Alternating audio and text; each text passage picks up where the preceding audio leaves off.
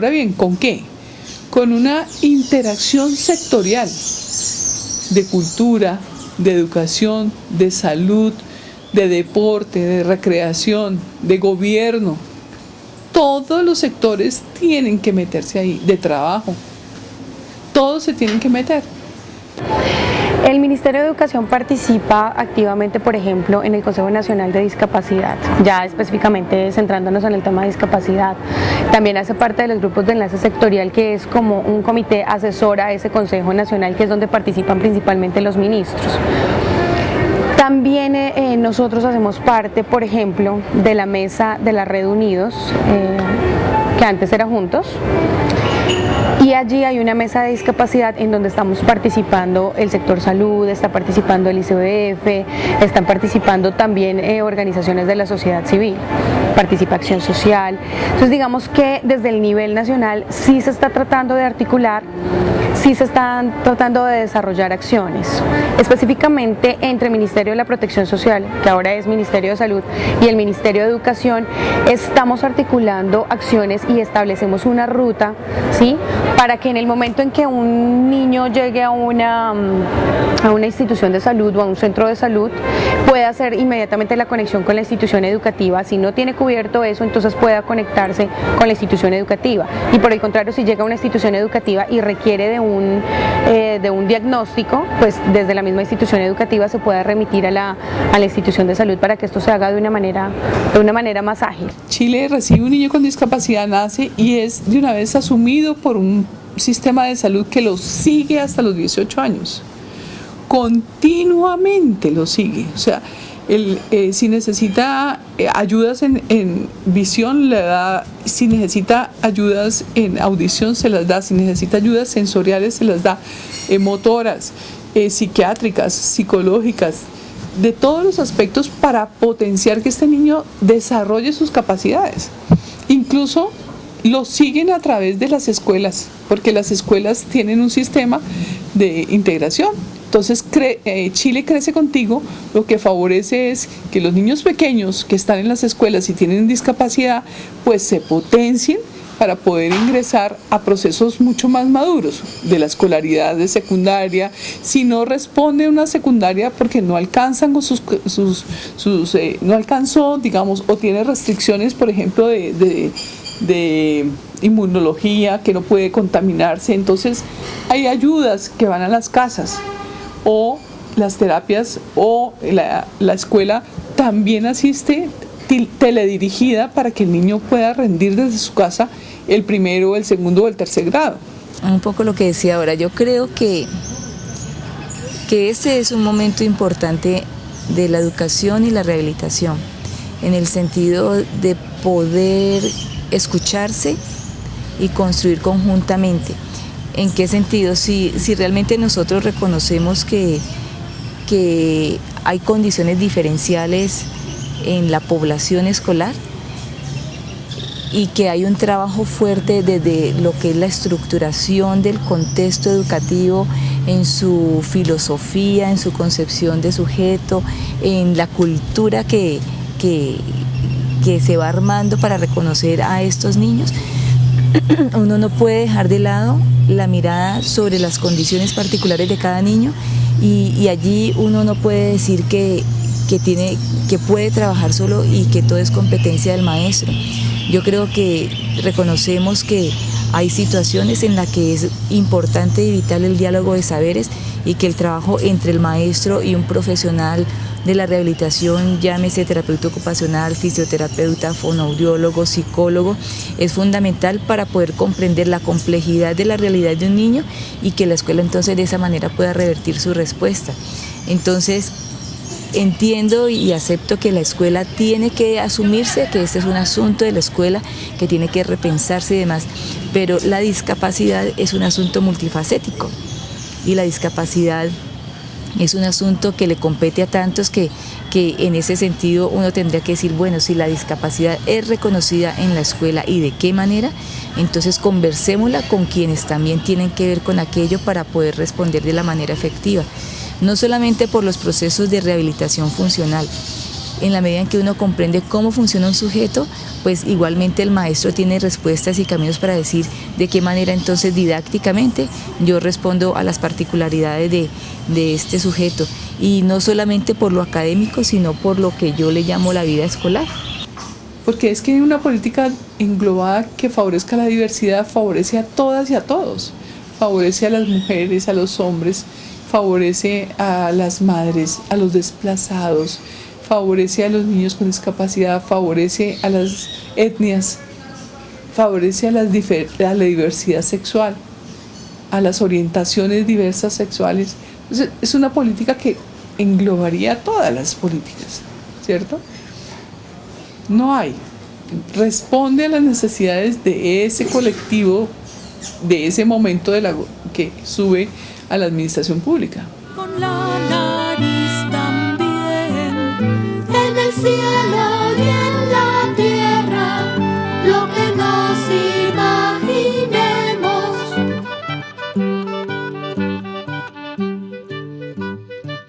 Existen las diversidades, existen las personas con diversidad funcional, y además de existir esas personas que son X o Y diversidad, esas tienen capacidad para conformarme a mí como persona. Entonces ese es el equilibrio que se piensa podemos tener en la cotidianidad cada cual. Esta persona, ¿cómo me aporta a mí? ¿Cómo puedo potenciarla para que me aporte a mí? De eso se trata. Por eso el tema, cuando se habla del tema de inclusión y cuando decimos que desborda el tema de discapacidad, es porque tenemos que comprender esas realidades digámosle, que se convergen en el aula escolar y que tienen un efecto contundente en lo que llamamos nosotros rendimiento académico.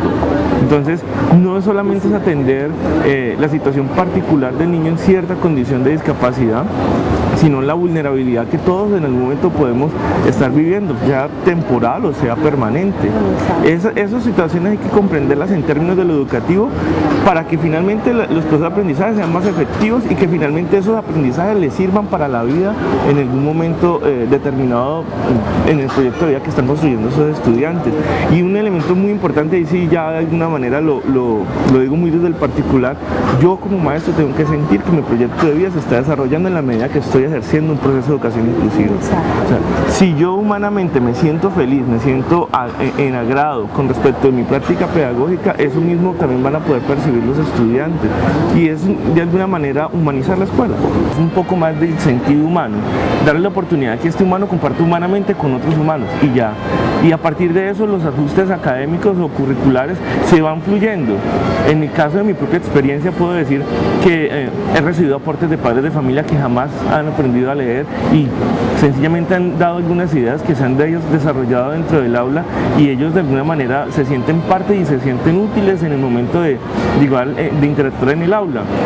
Cosas que a veces los maestros le restringimos la entrada al padre de familia al aula por 1000 situaciones, que no me deja dar clase, no apoya, pero finalmente es un recurso más, y cuando se miran que como personas que pueden hacer aportes y ellos se sienten así, incluso se eleva la autoestima de ellos. Entonces hay un énfasis sobre lo que se llaman los grupos vulnerables. Los grupos vulnerables, entonces ya se reconoce que hay población afrodescendiente, que hay población indígena, que hay población LGTBI, que hay población con discapacidad, pero se configura como un bloque. Y cuando tú vas a ver las diferencias que hay en cada grupo poblacional, pues son infinitas.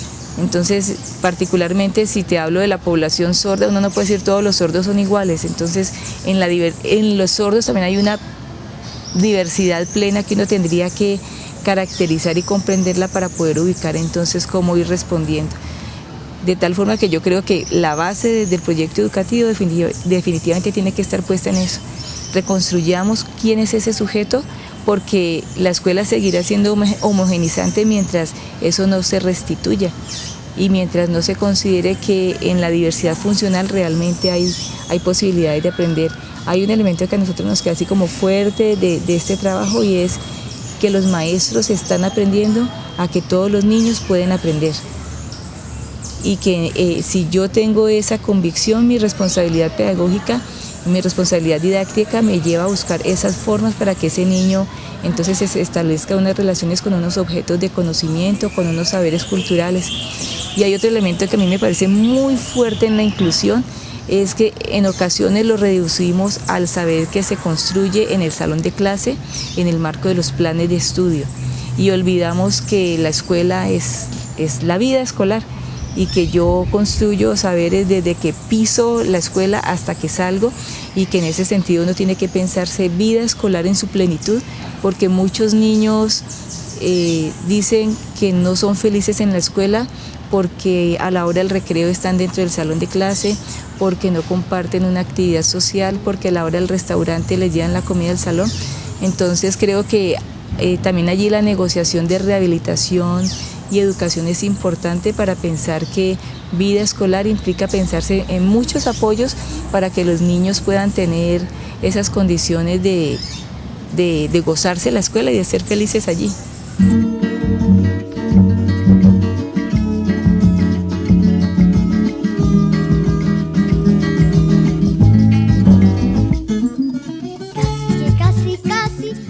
Y por otro lado hacemos incidencia y coordinación directa con el gobierno para apoyar que haya la capacidad y haya las políticas que realmente reflejan las necesidades, sobre todo de los más vulnerables. Creo que ahí es porque enfatizamos nosotros mucho la conexión entre inclusión y participación desde los más pequeños. Yo creo que uno se pone a mirar, a buscar, y hay procesos muy interesantes. Conozco procesos de personas sordas que han conformado una fundación para ellos exigir sus derechos, iniciando para exigir su derecho a manejar su comunicación por señas, que en algunas instituciones se los niega. Entonces, esos son cosas que se van haciendo poco a poco y que van logrando mejorar el acceso de estas personas a todo tipo de opciones laborales, educativas. Y pues el proceso que hicimos acá los estudiantes de la universidad, solicitando algunos apoyos que requeríamos para nuestro proceso educativo en la misma universidad. Creo que también es un proceso que se fue trabajando poco a poco y que se obtuvieron algunos resultados importantes. Pero con la responsabilidad legal. Aquí nadie nos ha venido a decir, ustedes hagan por este lado o eso por este otro. Nos dicen, entregue el PI. Esa autonomía que nos dieron al hacerlo la estamos aprovechando de manera legal. Primero se hizo un diagnóstico, se sistematizó ese diagnóstico, que era lo que querían los padres, se hizo una monografía sobre cómo eran las veredas, miramos cómo era nuestra metodología de flexibilización en el currículo, después hicimos nuestros proyectos curriculares de áreas, de asignaturas, se manejaron lo que eran los proyectos transversales, la interdisciplinariedad de las áreas, la transversalidad de los proyectos, se manejó lo que era también nuestro manual de convivencia de nuestro contexto, y a partir de eso ya solamente era adaptarle lo que eran los recursos y los talentos que manejamos acá. Entonces, hay unos parámetros generales dentro de la ley 115, la ley 715, el decreto 1850, el decreto 1860, que nosotros al hacer nuestro proyecto educativo institucional tuvimos en cuenta. Y esos parámetros ya están adaptados para nosotros, ajustándolo hasta la guía 34, y a la guía, que es la guía de autoevaluación, y a la guía de inclusión que viene anexa a esa guía de autoevaluación. El Ministerio de Educación Nacional tiene un sistema descentralizado. Entonces el Ministerio formula la política, pero finalmente quienes dan la atención directa son las secretarías de educación. Entonces a nosotros siempre nos llegan a decirnos, bueno, pero es que necesitamos docentes de apoyo. Claro, pero es que ustedes tienen un recurso que tienen que saber diferenciar. Bueno, pero es que no nos alcanza. Ok, entonces preséntenos una propuesta de qué es exactamente lo que necesita usted, cuánto está poniendo y cuánta plata le haría falta para poderle apoyar en ese punto, ¿sí? Es decir, las secretarías de educación funcionan de manera descentralizada, entonces ellas nos dicen, ellas reciben su recurso que le entrega el departamento, que le entrega el municipio, porque en este momento tenemos 94 secretarías de educación. Es decir, las secretarías de educación no funcionan solo por departamentos, sino que también todos los departamentos tienen su secretaría de educación. Pero además hay unos municipios que ya fueron certificados en educación. Entonces, digamos, en el departamento de Antioquia tenemos la Secretaría de Antioquia y 7 certificadas más que ya alcanzaron, y cada una de esas tiene recursos propios. ¿Sí? Entonces, así como ellas mismas deciden en qué gastarse la plata, cómo gastársela, ¿sí? Entonces, bueno, también deben garantizar esa atención y no pueden simplemente decirle al Ministerio de Educación, oiga, es que no he logrado atender a esta población. Bueno, no ha logrado atenderla porque está invirtiendo su dinero de una manera que no es. Por ejemplo, te comentaba lo del 20% adicional. Las posibilidades de construir en educación inclusiva, digamos que educación inclusiva nos muestra un panorama no solo de los niños que pueden llegar a las escuelas, sino de los que no están llegando, y digamos de los vacíos que deja nuestro sistema educativo. Si pensáramos cuál puede ser la alternativa de hacer atención integral, de posibilitar mejores condiciones para los niños, niñas, jóvenes, inclusive adultos con discapacidades, equipos itinerantes. En algún momento se ha hablado de estrategias como atención primaria en salud, pero no era para rehabilitación. Ahora hay unas posibilidades de rehabilitación basada en comunidad. Eso requiere inversión y requiere profesionales a los que se les esté dando todo lo que implica los costos sociales de desplazarse a lo rural y de hacer unos recorridos en lo rural y hacer atención en un rural disperso, que es la lógica de nuestro departamento, rural disperso, con unas dinámicas socioeconómicas bastante diversas. Esas serían las posibilidades, es decir, pero no son solo para educación, creo que es más para toda una lógica de lo rural. En cuanto a cómo trabajar en este sector rural, pensamos que no hay recetas de cómo uno tiene que aplicar esta práctica, depende de cuáles son estas barreras. Entonces empieza por un proceso de sensibilización y un proceso de diagnóstico profundo y participativo sobre todo. Entonces el índice es un comienzo, pero pensamos también que el índice tiene sus limitaciones en su metodología, porque es bastante seco, no es muy amigable para los niños. Entonces queremos que haya procesos de diagnóstico más participativos, más amigables para los mismos estudiantes, para que puedan decir si se sienten incluidos y cuáles son las barreras de acceso, permanencia y calidad. Es importante que el normalista, el licenciado, del maestro que vamos a recibir mañana, que va a estar graduándose, es importante que conozca el tema de atención educativa a la diversidad. Eso es fundamental, pero no es el único actor que debe hacer parte de este proceso.